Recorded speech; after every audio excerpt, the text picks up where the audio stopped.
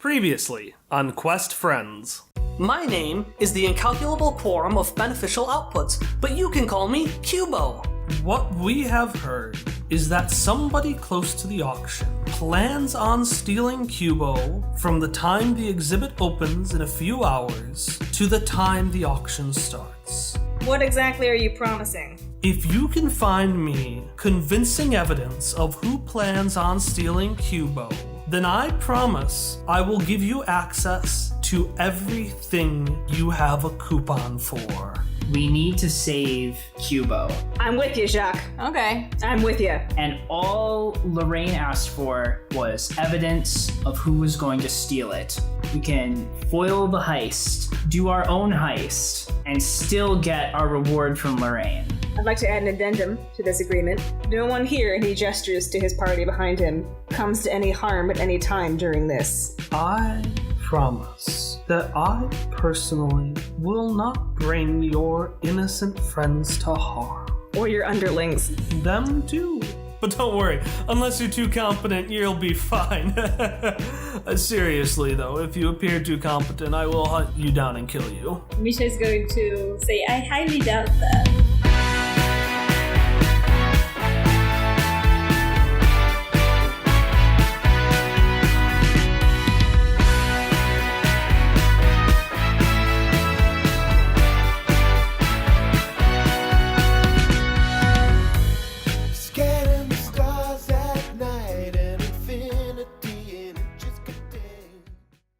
Roulettia is a light.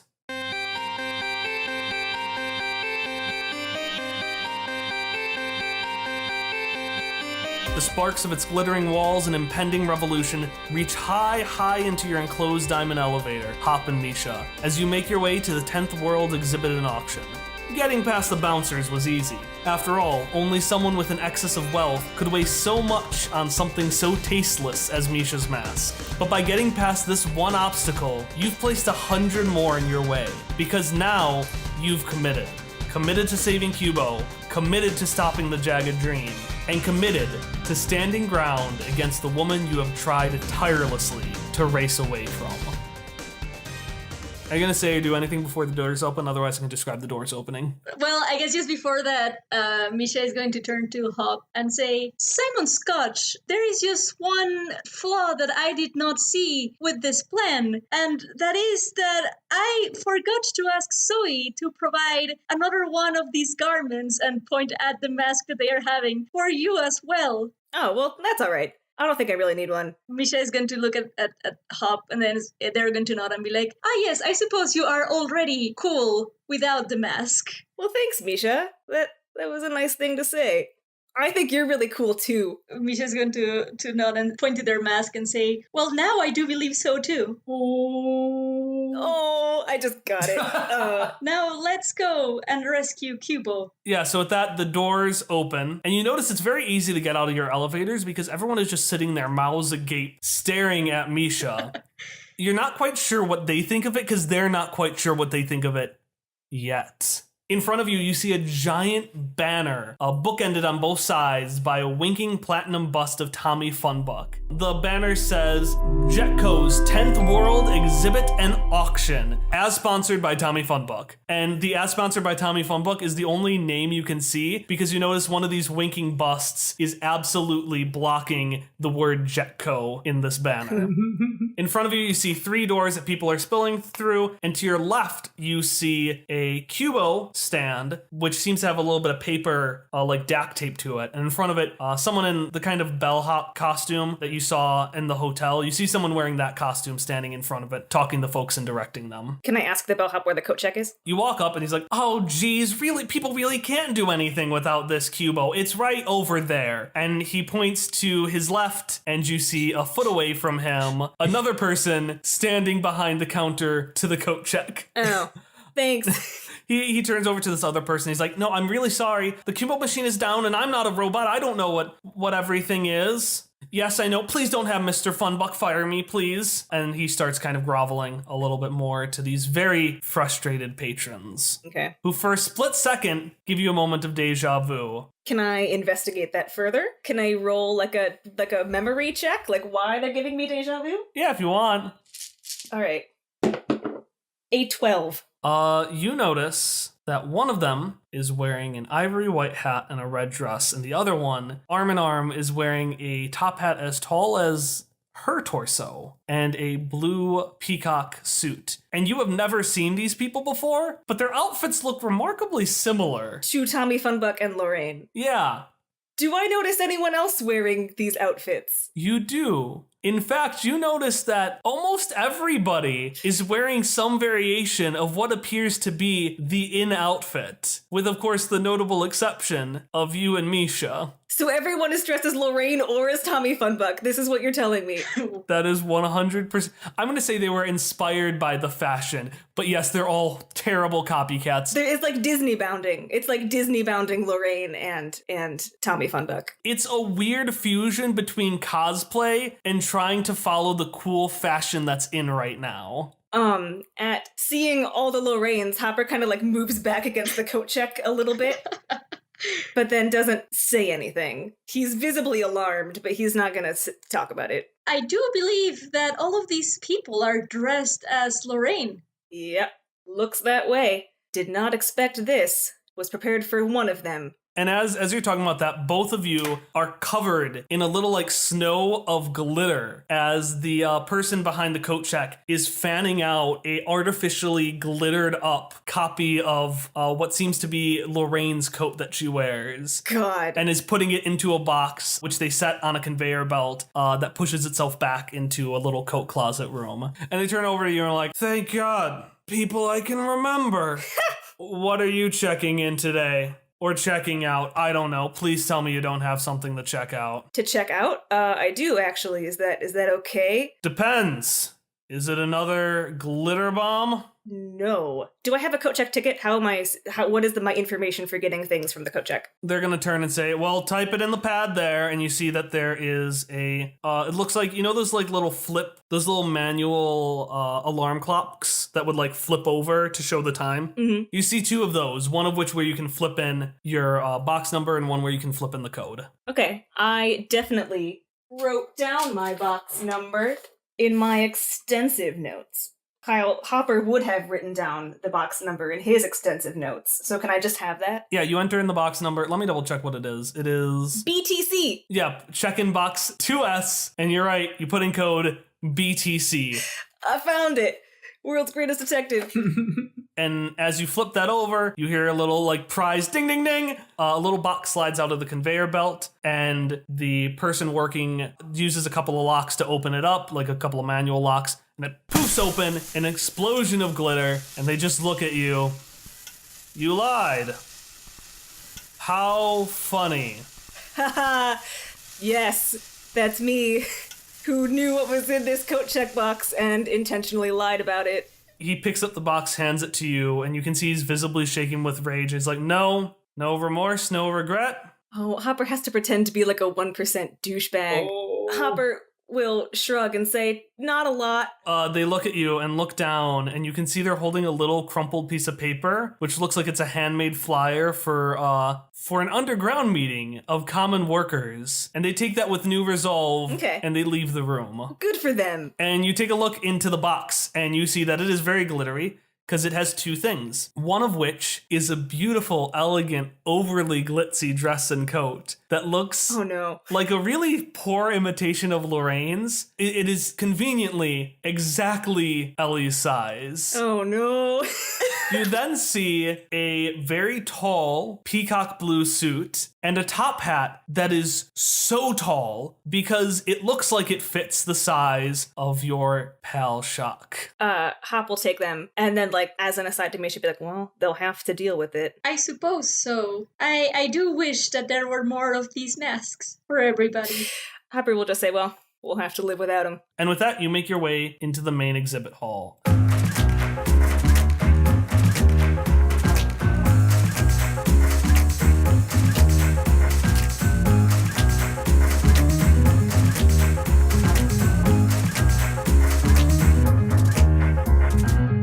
So you walk through these doors, and the massive dome space in front of you pulses in tune to bouncy electronic jazz as the Technicolor lights of Roulettia shine through floor-to-ceiling windows, spotlighting your entrance. A few steps down is a circular space full of sleek ceramic inventions and overly enthusiastic presenters gesturing and projecting as if yelling for help from a faraway plane. Star-struck tourists aimlessly meander from exhibit to exhibit, bumping into little floating pails filled with ice and bottled wine. These exhibits surround a massive platform, on top of which hums the massive, droning Tommy Funbuck robot float. And as you get in, you get your first complication, because whatever plans you had, Hop, whatever your motivation was coming in, it immediately drops alongside your stomach as you see the spitting image of Cartesian's dot wave. And we're gonna move over to Hop and Ellie. Shock and Ellie? We're gonna move over to Shock and Ellie. Hop is everywhere. Up is everyone. He's omniscient. Shock and Ellie. You're standing in a back room of the Fancy Tom's Fancy Hats and Jetco combination store. In front of you, a hotel employee with the name tag Fuzz Fuzz has just outfitted you with 2 hastily retrieved vests, neither of which fit you very well, and they both require improvised patches of DAC tape to ensure that they actually stay on. You were able to quickly find folks to aid you, and a revolution is on its way to Tommy Funbuck's front door. But you don't have time to wait. By the time Roulettia falls, you'll be long gone. I mean, that's the plan, at least. Thank you again for helping us. We know it's dangerous if you're caught, you know. Meh. Okay then. How are we going to get into the tower then? They point to a little crappy elevator behind them that you can see as it opens up isn't actually an elevator, it's just a staircase that's been decorated to look like an elevator. And it looks like the staircase at bits is just like ladders. I mentioned this like 2 minutes ago. Were you not paying attention? Oh. Yeah, Shock, were you not paying attention?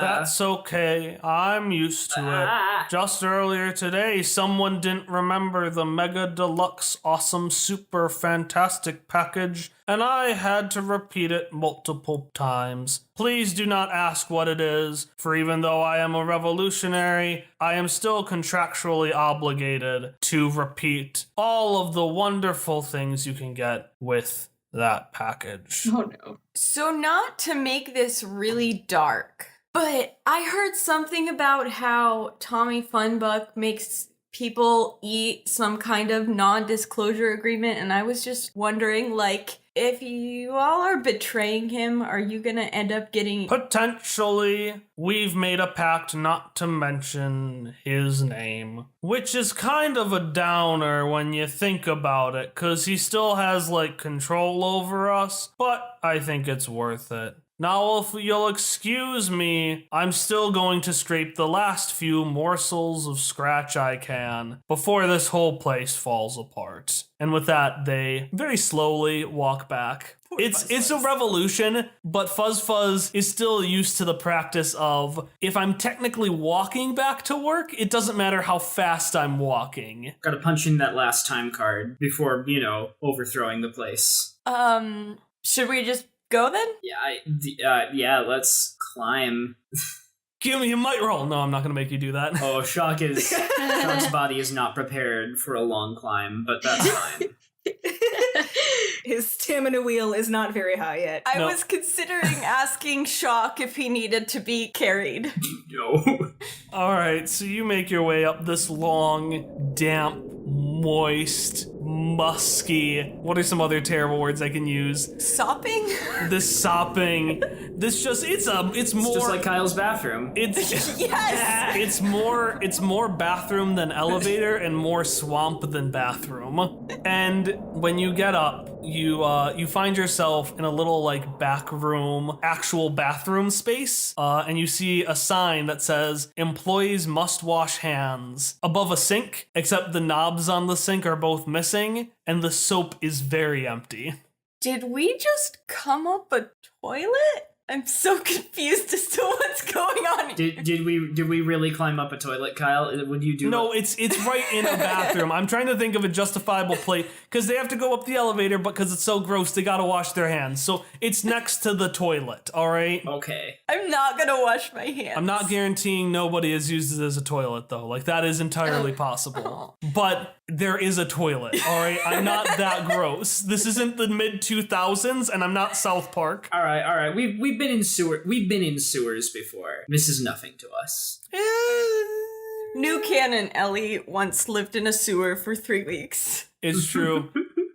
You lived with a non-binary individual. Their name was Dave.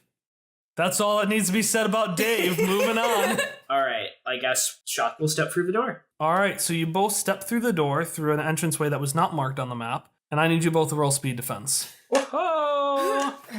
It's fine. Everything's fine. Yeah. How's an 8 do for me? Speed defense. How's a 3 do for me? Oh no.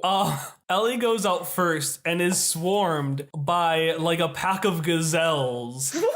A dozen of these little ice-filled robots just brushing all over her. You take no damage, but they all whir with like extreme alarm. And you look around and you find yourself in this very elaborately put together kitchen. In the middle, you see this giant multi-armed robot. Out of this core, it looks like there are 16 arms like a double octopus reaching around and grabbing things, picking up tables and reversing them. For example, yeah, instead of like when it makes pancakes, instead of flipping over the thing itself, it just picks up the table the pancakes are on and flips the table above a different table on which pancakes can be cooked so that it can flip over like 50 pancakes at a time. I love it. So this whole room is becoming a mess as this machine is just moving and making exquisite things, and immediately the smell of the bathroom gives way to just the most beautiful and expensive smells you've ever smelled related to food. Specific. It's a very specific smell. The more I talk about it, I want it to be like a cosmic thing, but you just smell really fancy, but also good food. So you are in the kitchen in the basement. All right. Are there any people in the kitchen, or is it just that double octopus robot and then the treadmills? Yeah, these mini pails, which you're right, they look like the picture of the baby treadmill that you saw in the photo of the Heroes of Navarine. So these mini treadmills are flying around. How big are they? They're the size of a little garbage pail. They're not big. They're little. Okay. They're little cute buckets. If they were tiny, I was gonna spend an experience to have one nest in my hat. I mean, no. Do you want to spend that experience? Yes, I have something to announce. You know how I gave you all crap for hoarding experience? God damn it, Shannon! I didn't realize that I Wow. had like 5 XP. What the fuck? The hypocrisy. I didn't realize. The sheer hypocrisy. I know. Joke's on you, Kyle. We're all XP hoarders. Except me. Except for Tom. It's fine. Tom forgets his items. Literally doesn't have them on his sheet. So It was on my sheet, and then that version of the sheet was deleted. And I've now added it to my sheet. Whatever. Excuses. Just now? No, earlier. What? When I was booting up my computer, it's been off and restarting all day. Oh man. Whatever. So you see these robots that have the TR8 model on them, and you see another one that the T is the only thing visible because it's just the tiny little thimble that's used for shots. And this little thimble just like hits you and gets stuck in your hat and seems to be wanting to go away, but eventually finds it comfortable and just kind of nests there. I love it. And because the other ones are called treadmill, they have the TR8. This one only has a T, so presumably it could realistically be named Thimble. All right, and then you also see some human folks. Occasionally they'll walk in and like duck their head as like 5 plates get thrown to them and stack up perfectly, and then they'll walk out of the front door. There's a set of double doors. There's also, you see a freight elevator to your right. When these doors open, you see a horde of the treadmill models and a couple of thimbles fly through. And then you also see some employees pick up like nicer alcohol. So one set of double doors leads to like some catering, and then the treadmills and thimbles and a couple of folks gravitate towards this freight elevator that leads to the bar in the exhibit hall. All right. Shock is a little overwhelmed by all of the action and people. Like, granted, he's been in the city a while now, so he's gotten used to, like, the masses of people, but just the intensity of the action here is a bit bewildering. But he's gonna, like, remind himself why he's there, and start moving towards the doors that will lead out into, like, the larger area of the basement floor to await Misha and Hopper. I'm gonna follow him and, like, just briefly clap a hand on his shoulder. Chill. It's fine. I got your back. Thank you, Ellie Badge. I'm very glad you're here with me. Okay. She can't do any more emotion. She's just gonna, like, nod and not address that. But there's a nod. Very emotional nod, like the Oscar nod. It's in slow motion, dramatic music plays. Oh no, not slow-mo. Over it, like, the screen gets black and white and you hear Ellie's life story start to play out. When I was a young girl, I loved pony. I don't know. But while this Oscar moment scene is happening, we're going to get back to Hop and Misha. So you just stepped out onto the exhibit hall. You can see where everything is. So on your right, you see the doors to the auction house. To your left, you see the bar. In front of you are all the exhibits. And one of the big ones facing you is something that looks a lot like the dot wave, which you can assume is Argent. And it looks like there's a presenter and a lot of folks starting to flock around it. Okay, Hop will kind of, like, nudge Misha a little bit, be like, hey, let's give Shock and Ellie a couple more minutes to get in. I kind of want to see what Argent is like. I am curious about this too. All right, and then he'll start moving towards the presentation. And you see one of those fountain projectors playing what looks like one of those family-friendly 90s ads for Time Crisps. And you see these little kids eating the crisp and then going back in time and eating it more. And a line just says, Time Crisps, so good you could eat them forever. Literally. Oh boy. And with that, it falls down and there's some, like, tepid clapping. And suddenly,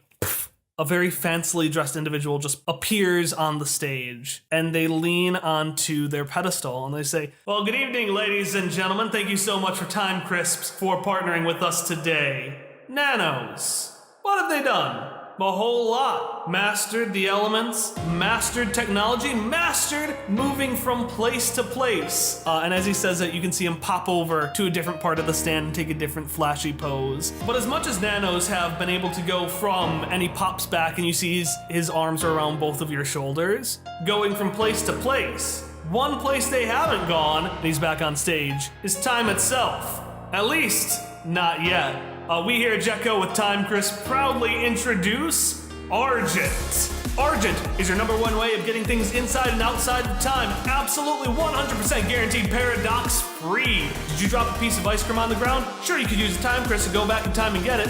What if you just flat out stole a copy of the ice cream stand itself from yesterday?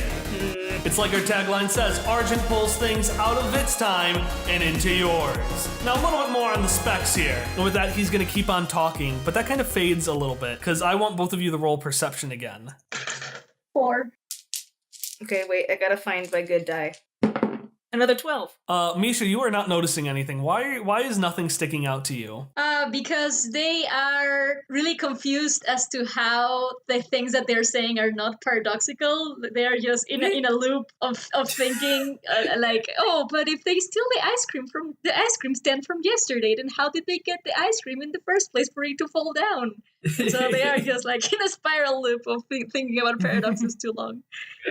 Hop, you notice that the crowd around you is getting thicker and thicker, and you see a lot of guests, but you also see a lot of folks wearing the Manny Mantle costumes, which is the costume of the guard. And that's weird, because you know that guards only appear around workers, like they don't want to spook the guests. But you notice, since some of these costumes are pretty ratty and junky, on shoulders, hands, legs, dozens of indented tattoos. You see some of raptors swooping downwards, some of clocks, some of serrated blades. Okay. And as you're looking around, you see all these hands raise up. They're all raising their hands? Yes. Has the presenter asked anything that the audience would raise their hands for? That's right, everybody. I'm having one lucky person come up and test this with me right here and right now. Hopper also raises his hand. Oh, if that's the case, then Misha also does that. Well, we have a lot of interesting folks here tonight. But I'm interested in... And he looks at Misha and does a lot of mental math. And then is like so overwhelmed with emotion that he doesn't know how to respond. So he just turns over to person left of Misha and says, "You, sir, do you want to come up here and test this out with me?" I don't know. Hopper nods and starts making his way through the crowd. You make your way up to the crowd, and he's like, "All right, sir, what is your name?" And as he does this, by the way, he poofs over and he's leaning on your arm. He's like, "What is your name, friend?"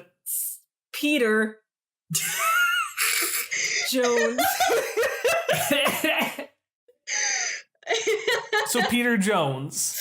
Yep. All right, Mr. Jones, as you can see here, we've got 3 platforms, and you can see 3 humming baseball base-sized platforms that are kind of suction cupped to the ground. These 3 platforms have set up a grid, and you can see this kind of crackling lines of light line between them, and you can see the ground between them is starting to shimmer. Now, unfortunately, we can't move this and test this just anywhere in Roulettia, but I've been assured that this location is pretty safe and has had some pretty cool stuff put on it. So, is there any time you want me to pull from? Oh no. How about, 2 hours ago? Sounds good to me. Hopefully they weren't setting up at this time, because trying to pull Argent, one paradox you might get.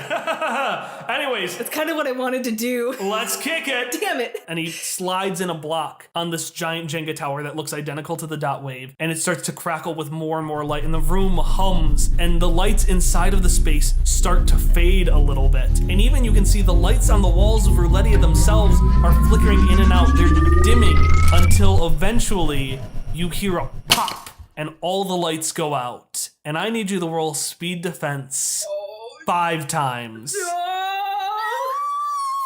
times? No! This is what I was trying to avoid. I was like, oh, I could get Cuba. And I was like, no, we are very outnumbered. I don't want that. All right. The first one was 11. Okay. Second was 8. A 12. Okay.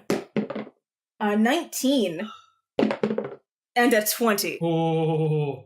You succeeded twice, but you succeeded so exceptionally. I'm going to say you succeeded 4 times. Yes. So during this complication, as the lights go out, you feel winds and rushing as a handful of hands brush past and on top of you. And you hear them like bumping into each other as you're deftly moving around and colliding. Some of them so clumsy that they're hitting each other. But you do hear a rip. And when the lights go on, you see a handful of the Manimates rushing down a hallway to your left. That's going to be one of your bonuses. But besides that, the audience is severely thinned. And there is not a guard besides the ones running away in sight. And the guy next to you is just like, well, something this powerful still takes a lot of energy. It's a work in progress, but still pretty neat, right? All right, thanks so much, Peter. That's going to be the rest of our demonstration for today. Remember, buy time crisps. Yeah, okay. Hopper, he's gonna go in the direction of, he's gonna signal to Misha and then go in the direction of the people. I'm not trying to catch them, I just want to, like, sneak up on them. Misha's going to follow. Okay. Or I'm not trying to, like, chase them down, I want to get within eavesdrop range. All right, you go through a hallway. On your right is the bathrooms, on the left is the auction hall, and around the corner you see a semi-spiraling staircase that walks down to the bottom floor. And on top of it, you see 2 guards trying to look professional, but like, we totally got it. We got it. Did you get it? And the other person's like, yeah, I got it. And they they hold out a piece of ripped paper and they stick it in their breast pocket and they're like, we got it. Okay. And he's got a piece of paper, he just sticks it in his breast pocket? Yeah, a piece of ripped paper. Ripped paper. Okay. Pretty wide, pretty thick. All right. Hold up a second. My character sheet is on my other computer. I just remembered, so I have to pull that up. Oh, no. Okay, what Hopper wants to do, I want to bump into the guy and then casually pickpocket him. Okay. I'm double checking if I have literally anything that will help me do that. I could distract him while you pickpocket him. Oh, yes, let's do that. Actually, Hopper's gonna whisper to Misha, we should see whatever he got.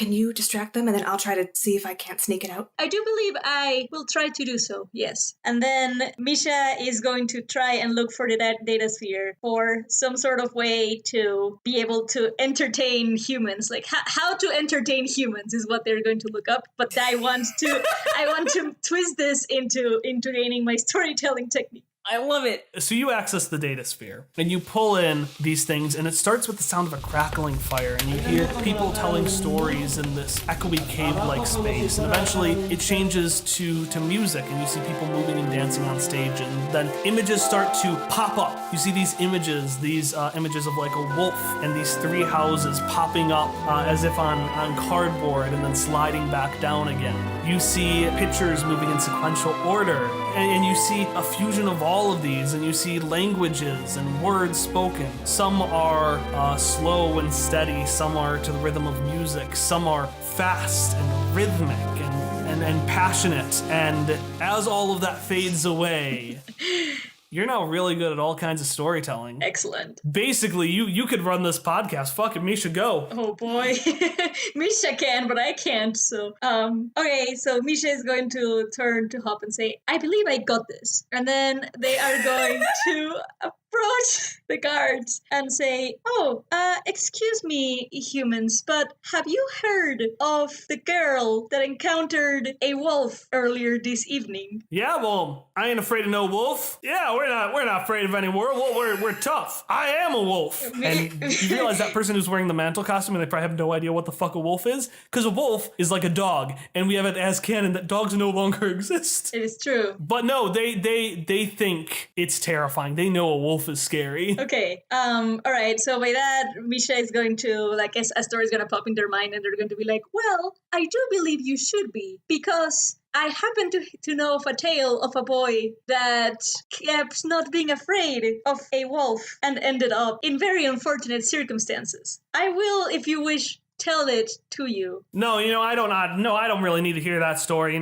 That's not important. Hey, man, listen, we don't want to be like this kid, all right? Yes, I do believe you need to listen to all of it, because otherwise, the wolf that ate the girl earlier this evening, or last evening, whatever I mentioned today will get you as well. Well, shit, I'm not no girl. Well, no, man, but Carol is. We gotta keep Carol safe.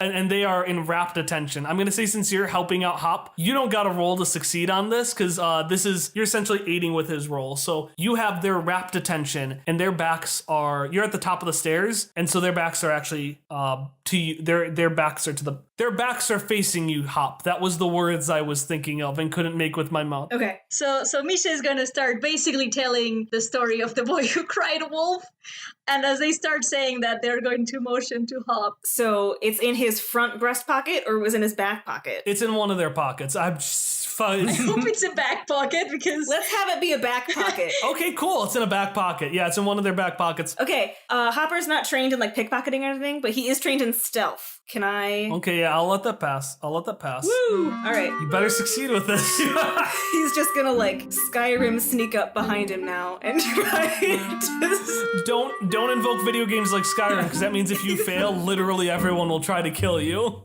Kyle, no! All right. okay. Natural 20. Damn. So you're gonna get the thing, but is there any bonus you want? Like anything else you might want to get, or like anything you want to have happen? I wasn't prepared for actually succeeding this. I would like, if there's anything else useful that could fall out of his pockets when I'm doing this, like could I get like an extra thing? Yeah, I'm asking you, what thing do you want? Oh, I don't know. Give me a thing. I don't know what the mystery is. You are part of this story. I want another checklist of things that they're doing, or like names. Can I have a list of like names of the other Jagged Dream members who are here tonight, just in case we need to know? Yeah. So you get, so it comes out, you get two things. The first thing you get is a page from your atlas. And it is a page chronicling the important events in Key's history. Okay. The other thing that you get out of it is you get that list, and it seems to almost be a shipping chart. Like there are quadrants and theories and like lines between people. Yes. And there's a bunch of names. You get to choose what name you want to adopt. But all of them seem to converge around one name, Chris Prevensworth Pine. Yes. And then I'm just going to sneak away back to where I was before, so that Misha can see that he did his thing. Cool. I think it's time to move back to Hop and Ellie since we've been around with Shock and Ellie. Why do you keep messing our names? I don't know. Hop's just hopping everywhere tonight.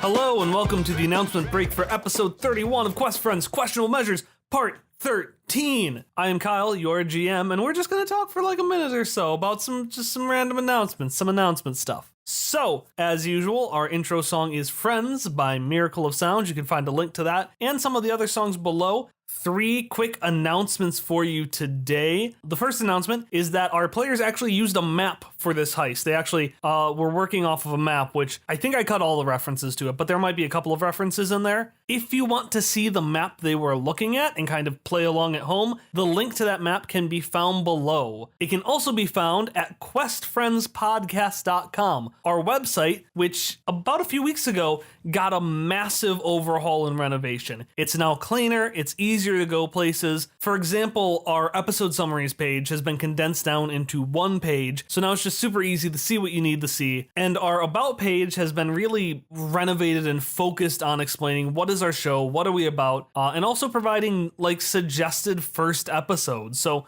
if you know someone and you're like, hey, I want you to start the show and you don't know where to start them, I have some recommendations based on their preferences there.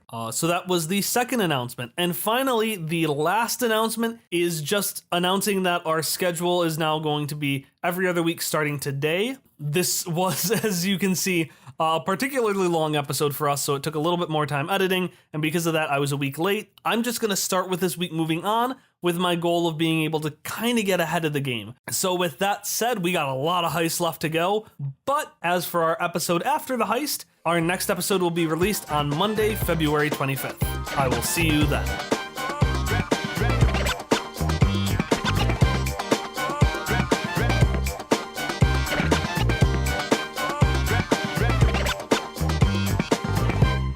Shock and Ellie, you walk through a pretty nice, elegantly put together hallway, like one that would be attached to the ballroom because it's attached to the ballroom. On your left, there are a couple of rooms. There is a green room, and then you see a room for Miss Styles, and you see a room for Mr. question mark, question mark, question mark, and then just in smaller font, we know his first name is Vespari, but that's it. You see some doors leading into a ballroom in front of you. And then on your right, you see doors that lead to a kind of buffet area. You actually see a couple of Jagged Dream members as you come out, walk out of the ballroom and then down near the buffet area, being like, I didn't get it, but we totally got it. Yeah, we got it. And they keep walking. As the carts go through, you see, in addition to the buffet area, there's this very thin, very spooky looking hallway. You know the one spooky hallway everyone had in their public high school that had that flickering light and you were never sure if anyone went down there or if it's been used in the past 60 years? You do see that as well.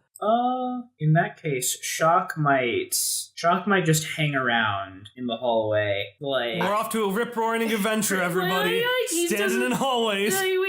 This is the place we said we were gonna meet up. We're at the location. We're in position. I'm gonna glance over at Shock and say, what if we just went for it?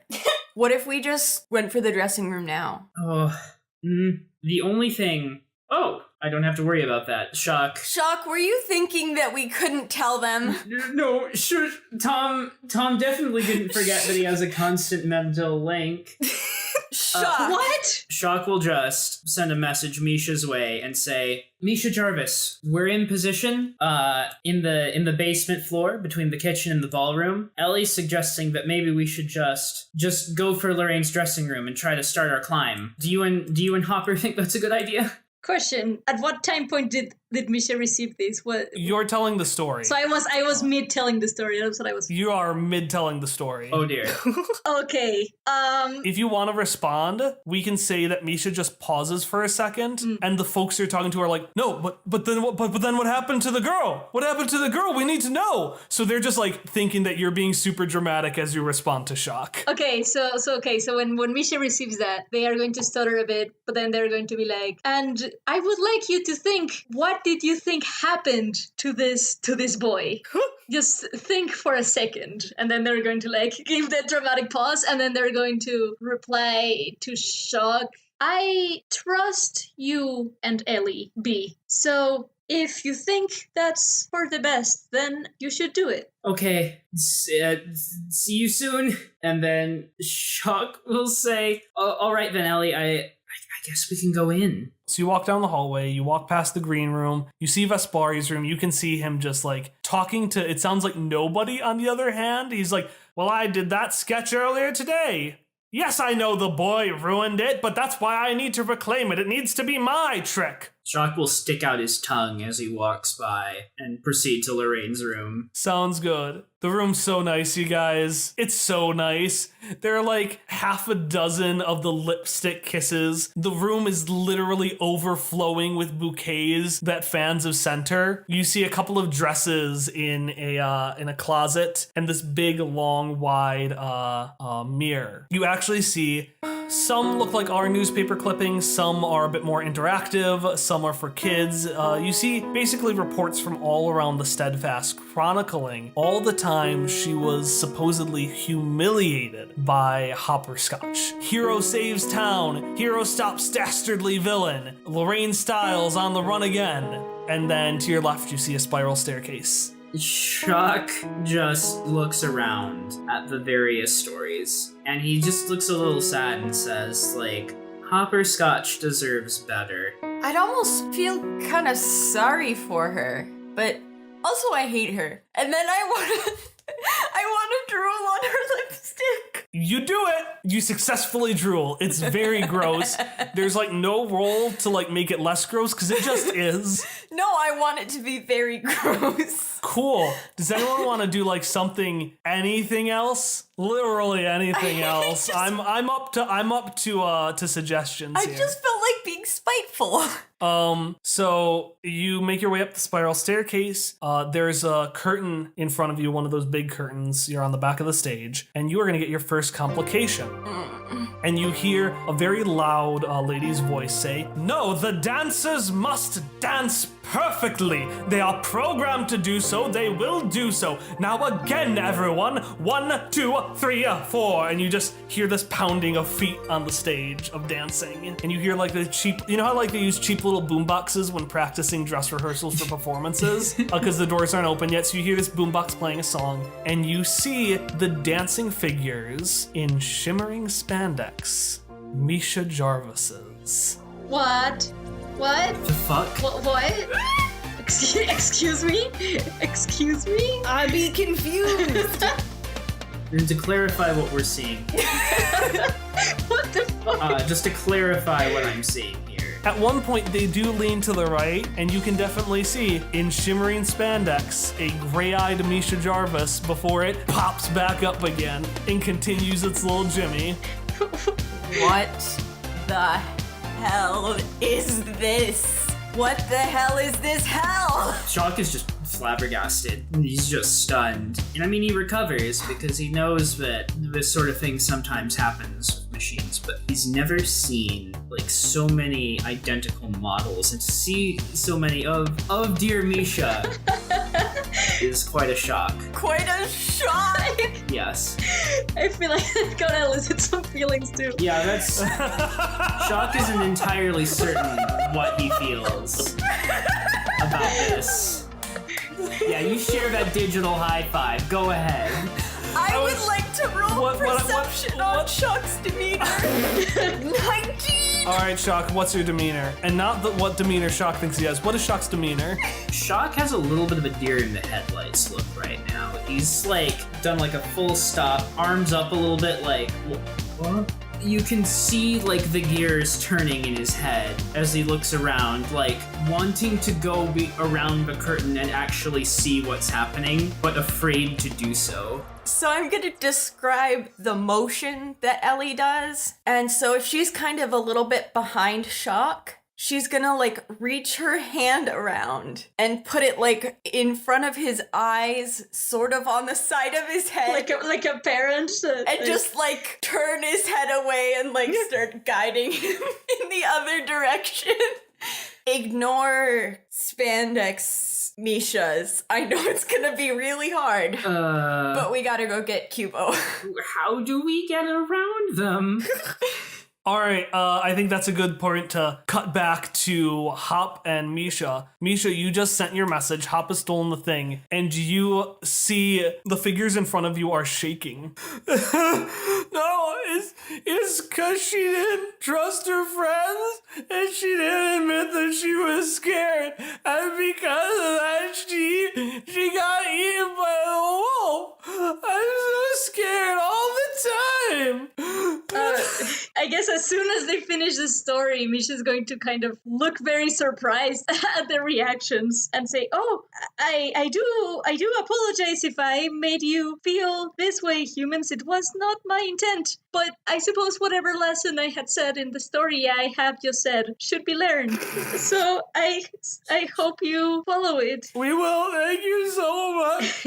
I just want to state that the way I want Misha's storytelling thing to work, since storytelling rely on a bunch of different concepts and stuff that they wouldn't really understand as much, is that as soon as they finish telling it, they would virtually just forget what they said. It's kind of like reading from a prompt, like an internal prompt. I love it. So they really have no idea what they just said, but they are like, I guess it worked. I love it. Yeah. So what are you gonna do? I'd say it's about 5 minutes before the doors open. Yeah. So they're gonna turn to Hop and say, Scotch Simon, while you were stealing the. It's a piece of paper. It was ripped from my atlas. Oh, intriguing. Why did they have that? Kyle, for clarification, wasn't missing from my atlas before we... I cannot say whether or not it was the thing that was stolen during Argent, because you never checked. You never checked your stuff. What do you mean I never... You never checked your stuff. Fuck me. Okay, So it might have been what was stolen, it might not have. Maybe you should check your gear sometime. I say, I don't know, and then I check my gear. I'd like to check all my shit, please. Cool. Nothing except for, it's gonna take a few minutes. Misha can keep talking to Hopper. What were you saying, Misha? While he's like frantically patting himself down.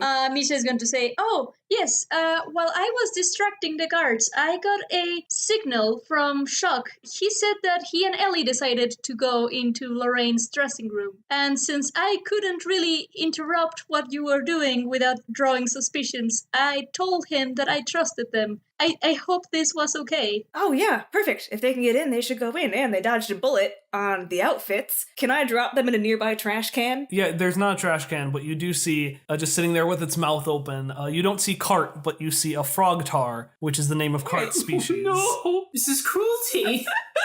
Well, if it's a thing, I'm not gonna. Can I just put them behind a plant in that case? You cannot put it behind a living plant, but a fake plastic plant, yes, there are plenty around. Yeah, that's fine. Just anything that I can just like kick it behind. Like, get out of here. And welcome to another episode of Between Two Ferns.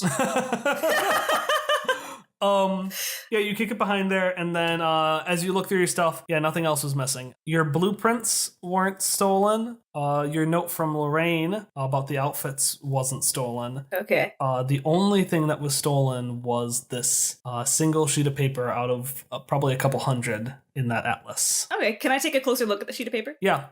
What does it tell me? It just tells you important historical events and key. Huh. Hop will glance at it and be like, I'll look at this more closely later, but for now, we're running out of time, so we should get started on stalling for time as much as we can. Your story was really good. You should go keep telling people stories, I think, to give Shock and Ellie time to get Cubo from the auction house. Oh, thank you, Simon Scotch. What was my story? It was about, like, a girl and a wolf, and how you shouldn't trust wolves, I guess. Oh, speaking of which, I'm gonna go find Lorraine. Oh, I believe, Lorraine, it is kind of a wolf. That's a good one, Simon Scotch. Oh my god, I don't know. Hopper's been told that he's cool and that he said a good joke by Misha now. Hopper's not used to being complimented this much. So he'll kind of like, oh, thanks. He's proud of himself. And then to find Lorraine, can I turn on the pin so that I can hear her, but she can't hear me, to see if I can I can just walk around to look for her also, but in case I need to do something to find her, that was my plan. Yeah, you turn on the pin. You just hear the most obnoxious. Lorraine is a very elegant woman, but apparently she is a very sloppy eater. But it might be intentional because you can hear Vespari angrily ranting to her about his placement in the performance, being like, "I'm before the mid-intermission break. I'm practically nobody. I am the great Vespari. Why are you putting me in such a bad position? And could you please stop chewing like that?" Oh, Vespari, listen. I'll try my hardest, but honestly, you're like a little kid show. That's not what I think, but that's what Tommy thinks, and I mean, it would take a lot to change his mind. She's fucking with Vespari because she can. All right, okay, Misha, I'm gonna head downstairs. I think that's where Lorraine is, and I'll try to stall her from starting the auction. Yes, it is all going according to your plan. I will go and distract the main crowd so that Shock and Ellie can't get Cubo in the meantime. To remind the audience what we're doing. Hey! So a couple of things are happening right now. It is about 10 to 15 minutes before the auction begins. Inside the auction room, after being scolded by this artiste of a woman, the Misha Jarvises on the stage descend down into the green room below. As they do, this woman huffily takes a seat, scribbling in her notebook, allowing potentially Shock and Ellie a way into Cubo. Unfortunately, this is the time the doors open. And as the doors open and the crowd starts walking towards the auction, blowing Shock and Ellie's chance of getting in, a light, a beacon of fashion appears before them. And they see in this marvelous mask and hat a figure unlike anything Roulettia or much less the Ninth World has ever seen. Tall and elegant and so very retro. Misha Jarvis, the world stops and stares at you. What do you do to keep their attention? If I can gather your attention for a bit, really quick, a bit of an intervention. See, I must confess that this event is a mess. I mean, it's truly unruly, and the audience getting drooly, but fear not, worry not, the solution here I got, with 100% human, non-suspicious, non-robot. I mean, my name is MIS. Yes, just MIS. Nothing more, nothing less. I say, Misha Jarvis. And the crowd goes wild! You just hear hoot and holler, and people are throwing off their hats and making impromptu masks. Because you spent 1 XP to get a cane, a man in a very long purple and black outfit walks up to you and leans down in front of you and says, "Please sign and take my cane." And you see him hold up a thin black cane with a glass dome at its tip, and images drawn on the glass flutter like the wings of a butterfly. And he just gives this to you because he's so excited, and he knows that someone other than him, someone greater, needs to hold this greatness. So now you have this amazing cane that's also a light weapon, and everyone is so very distracted until the performance starts. Misha's going to smile, and they are going to be like, "Oh, now that I have your attention, I can also tell hundreds of new stories with the sound of music." That's it, fucking show's over. Can't go higher than that. So we had 3 goals of the heist. If you're doing a checklist of the heist, Misha's part, done. Nailed it. We are now on to Shock and Ellie. So we can get across, Yeah, we're gonna start climbing the room. Yeah, so you climbing the room. All right, so you walk out onto the stage. Wait, why are we climbing? That's what I'm asking. Because Tom doesn't know what the room looks like. How can you climb it? So you walk out. I'm just gonna climb the walls. Like Spider-Man. Spider-Man! No. I'm waiting. You go ahead and describe it. I'm just saying words. Yeah, okay. So you walk out on stage, and this woman is huffily. I almost gave her a mustache because everyone has a mustache. But this woman, this perfectionist woman, is scribbling in her notepad furiously, and then looking over at Misha and getting actually a little bit upset at just how good Misha's doing, and is like, "Why can't my models do that?" and then just scribbles a little bit more. And then, so she's not paying attention to you. The doors are wide open and not an eye is pointed in your direction. So you see this auction house. There are rows of very fancy, very uncomfortable seats, a handful of chandeliers. But you see up at the top, you see a massive multi-layered chandelier that's hanging below an even bigger and wider, wonderful, colorful mosaic of Tommy Funbuck. Everything's of Tommy Funbuck. So you just see his terrible jackassy smile.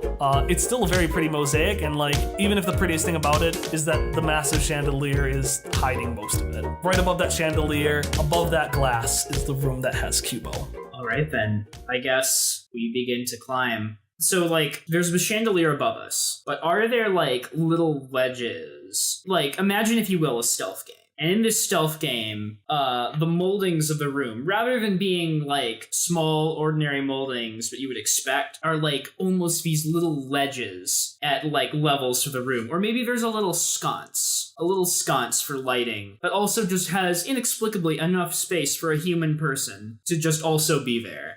Well, this isn't Thief, so no, but... Fuck you! I mean, there are chandeliers all over the place. There's a ladder behind stage that leads to a kind of like a space above the stage that has like lighting and stuff. And then there's like ornate platinum like carvings that like you can't stand on them, but you can climb them up the side of the room. I have a question that just occurred to me. Hit me. So, Cubo is on a platform that goes up and down, right? Yeah, so like... Like the one that Shock controlled. Yeah, actually. Can we just have Shock bring it down while everyone's in the other place and run? Do you tell that to Shock in time? Because he's gonna start... I guess my question was, can I far step directly to that chandelier, or am I gonna have to, like, work my way up? Yes, you can. Oh, well, alright. I was looking for ways to, like, work my way up the room, a little sneaky-like, but I guess Shock just far steps immediately to the chandelier. Ellie thinks, maybe we could do this easier. Turns over, sees Shock up there, doing things the hard way, and I don't mean to speak to your character, is probably a little proud. Yeah, she's a little proud. Yeah, she's gonna like give Shock a thumbs up, and you know that kind of whisper shout? This was so much better than my plan. This is why I don't plan. Things like this happens. You should drop it. The chandelier, I mean. Shock looks aghast at that because he looks down at the crowd of civilians. Wait, they're outside. Chandelier. They're outside the auction house. Oh! I don't want to drop it on civilians, Tom. Oh! You're not gonna crush But it definitely, people. but that woman who is actually sitting in the auction house definitely would fall on her. Oh, never mind. Shock glances down aghast at the innocent, maybe, civilian who is below the chandelier and just, like, gestures for Ellie to climb. Ellie just notices that she was there and is like, cut the chandelier thing. Don't do the chandelier thing. And I'm gonna try to make my way, I guess, with my Wolverine claws. Okay. Yeah. Give me a mic roll. That's gonna have to be a roll for you. Tom's suggestion. Hey, Emily, how about you talking the mic? Per Tom's suggestion. Thank you, Emily. Per my last email. No, but I was pulling up my character sheet because oh no. I thought I was trained in climbing. I'm trained in balance. You're trained in fucking everything, alright? I'm not trained in climbing, though. Whoopity fucking do. How sad for you. I was gonna try to make it easier for me. Look, we need every edge we can get, Kyle. Exactly. It's true. I'm guessing that Ellie has, like, 3 edge in might. So, 7. So effort is cheaper? Did you use those 3 might to put in effort? I didn't, but I would like to re-roll with an XP. That's probably a good idea. Do you gonna put in effort this time? I am. Oh, I'm so proud of you. You're Wow.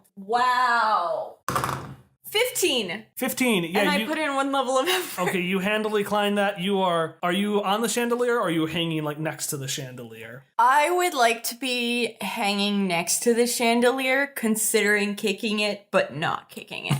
Okay, you're next to the chandelier. You're not on the glass itself because you would slide right fucking through. I mean, do you want to be hanging on the glass? Like the mosaic? Yeah, Like that. I want to do that. Okay, you're doing that. You're just hanging next to Shock being like, hey, I don't know what the hell you're doing. This is your job. I described. I'm hanging next to Shock, being like, hey.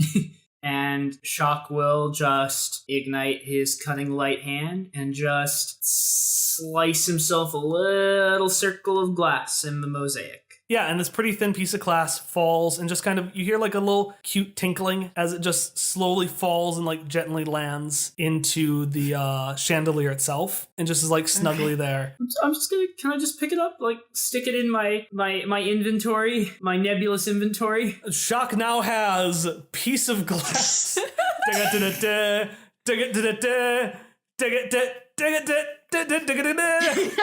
Ellie briefly reaches out her hand with an odd look on her face as if to stop him and then just lets it happen.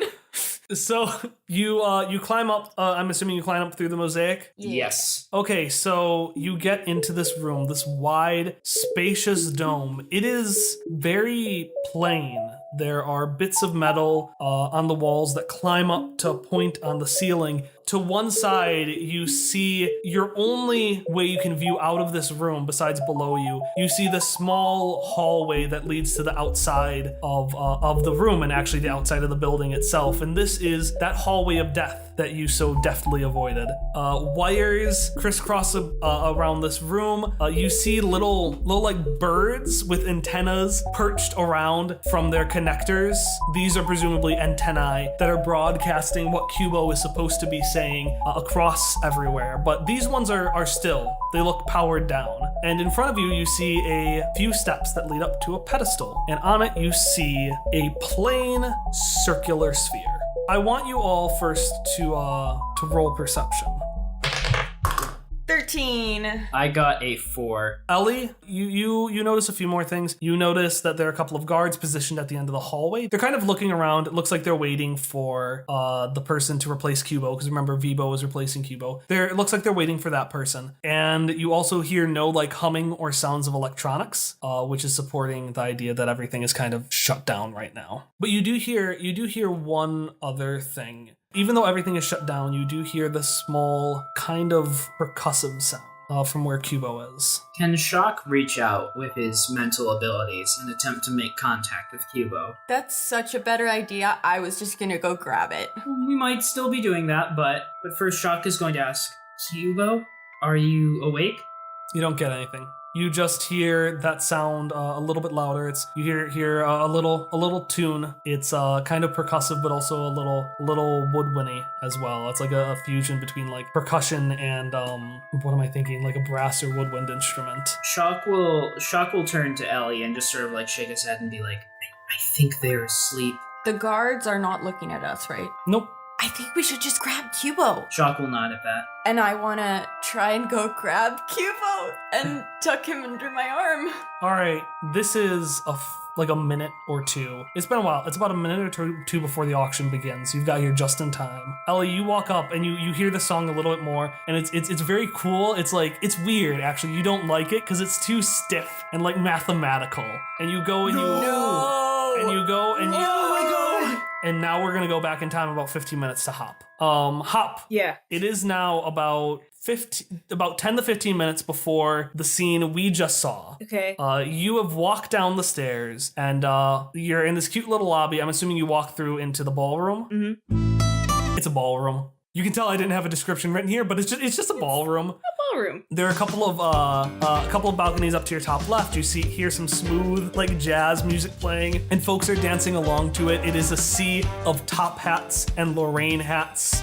And it is just sickening. I hate it. And in front of you, you see like a band performing on the stage. And it's funny because like a lot of them are dressed like everyone else, although you do see one guy in a brown hat, and he is playing the drums. And the band says Miss Lorraine's Big Brass Band.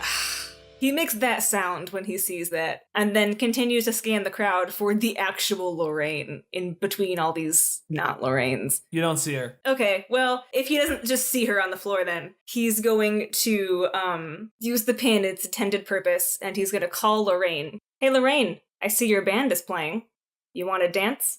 And with that, the music slows down a little bit, and one of the doors opens. The showy jazz notes give way to elegant piano as Lorraine Stiles walks onto the stage across the room from you, and you know instantly that this is the Lorraine Stiles.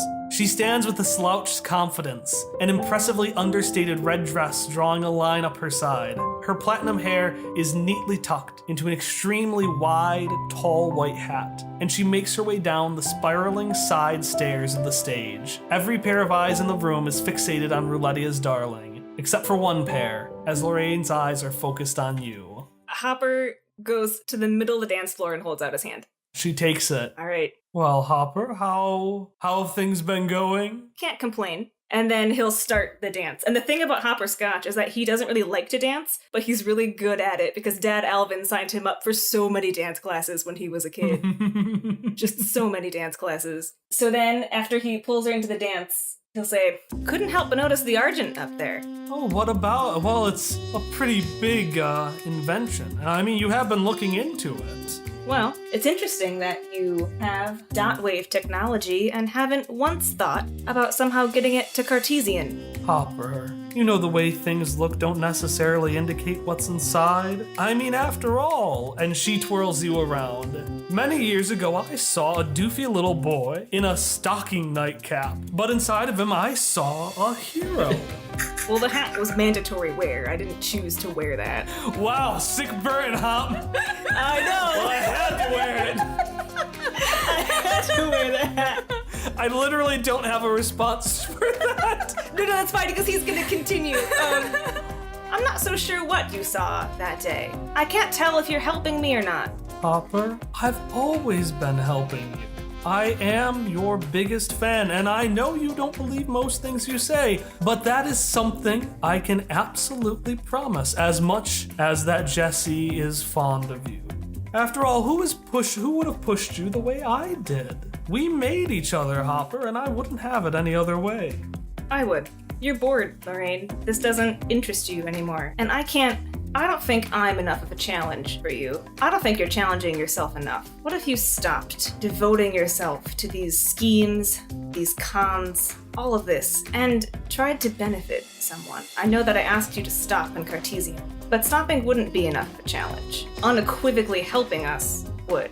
Hopper, as great as that is, I haven't seen a challenge like you before. I just want to pursue excitement. You know that about me. And you also know that, come on, I created Hopper Scotch. Besides the once, he's gone around saving the world. I'd say by looking out for you, I'm really looking out for most folks. Looking out for me. Hopper, you really think I would have made such a foolish mistake as I did back in Dunshire, even at that young of an age? Maybe. No, Hop, I was so dreadfully bored. I was seeking for somebody who could do something, who could have a greatness I could attain to that had no limit, and, well, you passed the test. What kind of test are you setting now? Why are you working with the Jagged Dream? Have you ever played Chesser's Hopper Scotch? Sometimes the way to win is to make sacrifices, and in order to get the information on the Jagged Dream that I needed to get you here to bring you back, I had to give them a little bit of information. It's just an old book. I'm sure they don't mind, and I'm sure that you'll be more than capable of stopping their world ending. And she does pause from the dance for a second to do air finger quotes. Schemes. What if I can't stop them, Lorraine? What if you've set events into motion you don't even understand? Well, then that would be awfully exciting, wouldn't it? And I'm going to introduce a complication. You're going to, as she says that, you're going to notice that she's going to kind of push you down a little bit. And you're going to see, looking up from one of the balconies, an old man wearing a mask of Tommy Funbuck's face, hiding his own sagging, wrinkled, almost melting face. And he's scanning the room, looking intently for somebody. And there are about 4 man-mates that he is motioning to start checking the room.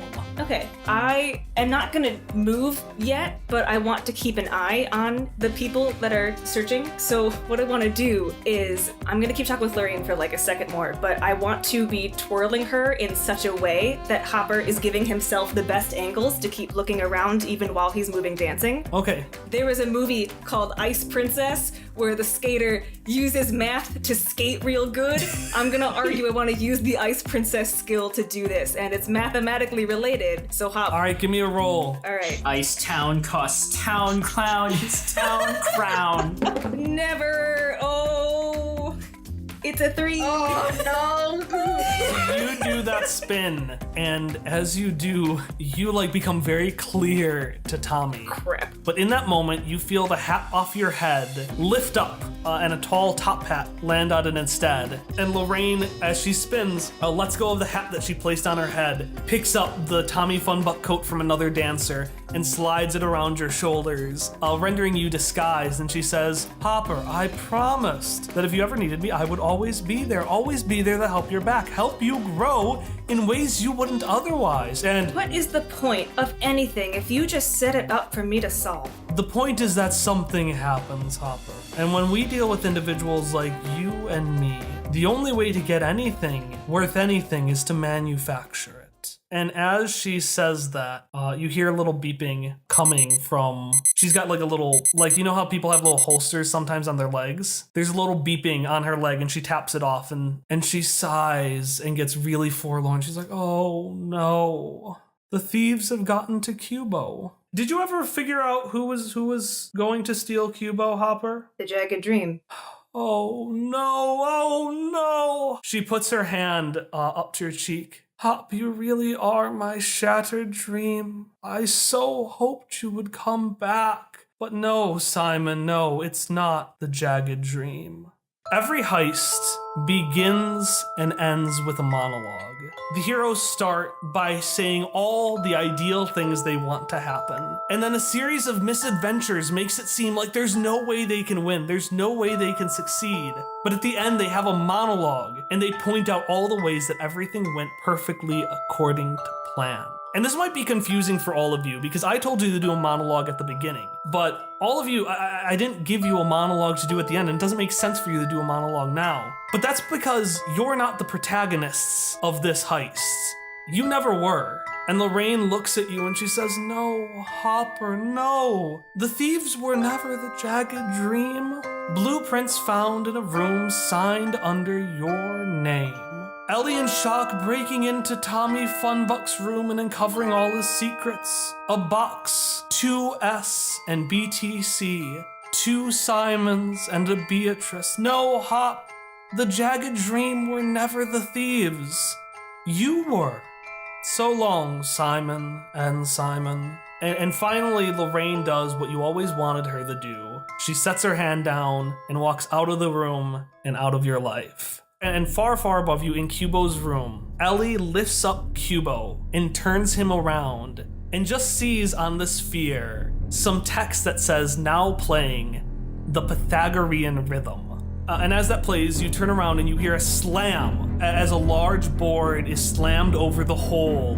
And you see, holding your reward for bringing Lorraine evidence for who the thieves are, under his arm, Regular Bob. And he looks at you. He looks at Hop's friends, no longer innocent and no longer protected by that promise Lorraine made not to harm them. And he's just like, hey, pretty big, good heist you all, And his turns into a ghastly, guttural sound as he leans down. And as you have Regular Bob standing in front of you, and the auction is about to begin, you hear one last thing this episode. You hear an announcer say, ladies and gentlemen, proudly presenting the star of tonight's show, Lorraine Stiles. And it's time to roll initiative. Welcome to the end game. Oh, Simon. My heart was hardened, each fight was a fling. Then I discovered a bond everlasting. My soul was restless, pulled along a string. I had found purpose, I had found my king of everything. Fate thought to bring on puppet strings a new exhilaration or forewarning. Could mend the sting when you became so disappointing.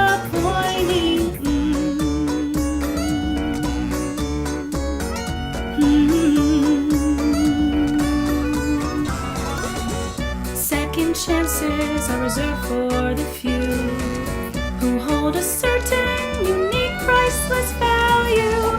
But after seeing the limits of you, our partnership just it can't continue. I'm in a bind, my heart's maligned. It's not inclined to pull the trigger on you. No mastermind should ever find that it could be so hard to say good. I wonder why you had to die. I tried to try. The hole you left is growing. It's all alright. No one implied that it would be so hard to say good. The end is nigh. It's time to fly. No more retries. You are a failed obsession, but with a sigh, I can't deny that it will be so hard to say goodbye.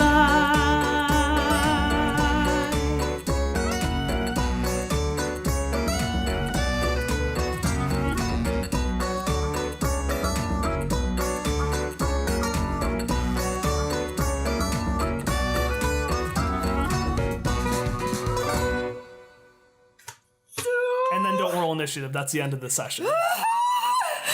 I think me and Emily realized what was going to happen. The worst fucking part of this whole goddamn heist is that when you were like, oh, the thing is playing a math like a really kind of boring, steady mathematical rhythm, I thought to myself, ha, sounds like something Hopper would write. But I didn't say it. God, I'm so fucking angry with you. Are you okay? Now you realize why I was so happy when you were like, we should steal Cubo. Because I need to make one thing clear. You know how like the Jagged Dreams plan never made sense? Yeah. Yeah. This was endgame from before you entered Roulettia. Oh my god. This has been endgame for over half a year now. We thought we played ourselves! God! Oh my god! Oh my god! I'm so fucking mad. Okay, I had like a physical reaction when she said Simon. Oh yeah, no, that was a punch to the gut, and I don't want it to be, but it felt like I had been stabbed. Hopper feels like he's been stabbed. Hop's not gonna perform very well this next action initiative round. He's gone. He's not gonna be very useful. God. Fuck Lorraine. I hate her more than words can ever fucking say. I am so fucking mad.